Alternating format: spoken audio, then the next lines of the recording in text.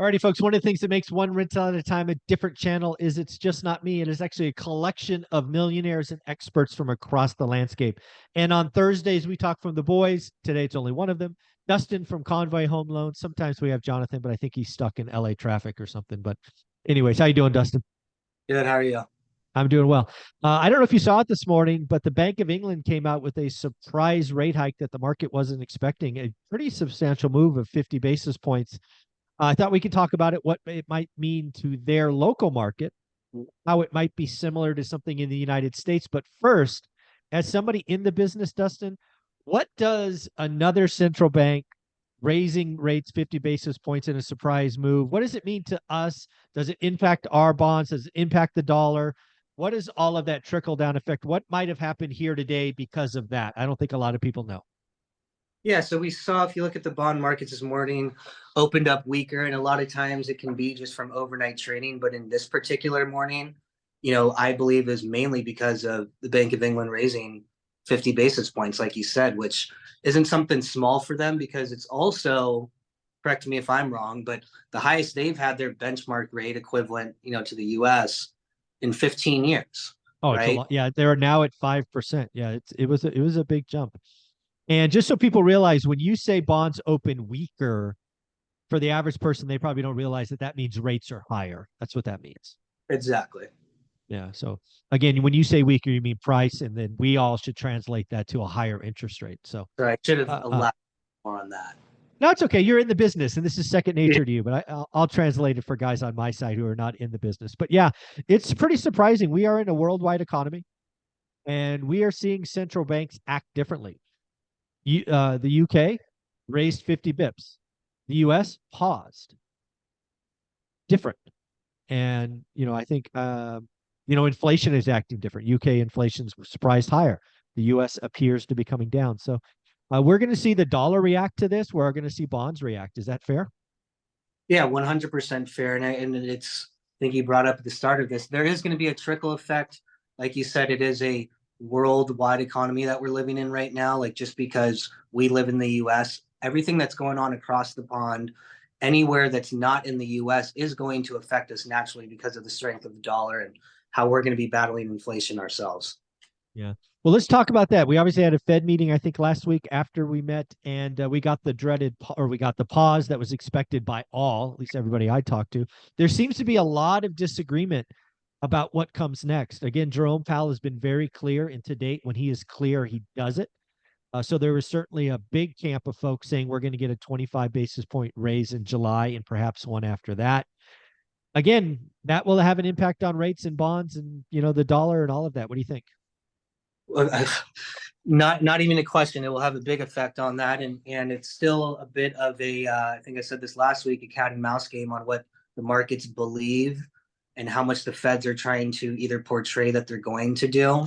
I think this morning compared to last week, I don't know what the percentage increase was, but I want to say in July now, it's almost close to 50% that the markets believe that, and at least in September, I'm still not I'll call it now. I think there'll be one at least from the Feds, which may not be the craziest call, but there's a lot of people out there, still calling no more rate hikes or, even two possibly. So maybe I'll just stick the easy one in the middle. Yeah, it's really odd because I came out the other day, actually yesterday, on my daily financial news, kind of giving my thoughts about no more rate hikes. I realized that that's a change for me because over the last 13 or 14 months, I've been lockstep with the Fed, going higher, going higher, going higher. I believe the pivot or the pause is always hard. I think it's like you say, cat and mouse game. I think they have to talk tough because they don't want the market to rip. But I will freely admit that I actually think the odds are about 60% that there will be a rate hike in July. So I am in I'm on the short side of this, but I'm not going to change my opinion once it's out there. So I'll just be wrong. I mean, I don't mind being wrong. I'm wrong all the time. Ask Yeah. Olivia. So, but again, I think it'll be very interesting because it's we might not be done, is I guess the point, and more pain to be felt. But let's actually equate what's going on in the UK housing market with what's going on in the US commercial market, because I think that's the best tie, because our residential markets are entirely different. 95 or 97% of our stuff's 30-year fixed. nearly none of theirs is. But our commercial market is probably behaving a lot like their market, or vice versa. Yeah, no, it's a very good analogy, I think, to compare the two, just because of, like you said, the debt structure, that you're seeing in the UK. For most people that may not know, the US on the residential side has a very strong component to the debt structure, with most being 30-year fixed, right? And commercial, last 2 years, 3 years, 10 years, even right now, you're not getting 30-year fixed commercial debt, right? You're getting adjustable rates, and you're getting people that are stuck in some bad situations. And that's what's happening to people in the UK, right? Like their cost of living, their quality of living, when they used to be able to make a mortgage payment, live in their home for, let's just say, $2,000 5 years ago, maybe 5,000 now. That's a big difference for a lot of people. And I'm not saying to that extreme, but it's the fact that they're adjustable debt You're right. structure equivalent to commercial is kind of what we're seeing that can tie the two together. No, I think that's one of the things when you're in the game of real estate for long enough and you go through cycles, you realize it's the debt structure that can force behavior. And I read articles before today that was talking about 15% of landlords in the UK being forced to sell because their cash flow property is now what I call an alligator. Now you get this extra 50 basis point move. It's certainly not going to go down. What was 15% might be 25. And again, that has ripple effects. Yes, it'll bring on more inventory, but tenants will be kicked out. They'll be displaced. And this, it's just a bad cycle, going on there. And I think the UK, unfortunately, is only at the start of this. It gets unfortunately worse before it gets better, much like the US commercial market. It gets worse before it gets better. But there's a lots to watch with rates in the market. The Fed talking tough. I think we had Jerome Powell speaking yesterday. I think Bullard speaks today. Lots of stuff going on. Anything specifically you might be watching as we wrap up this episode?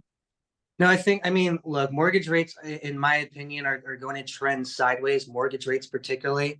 But there's still more risk to rates going up than going down. I don't see as much of a, positive risk for lower rates for those that are on the sidelines.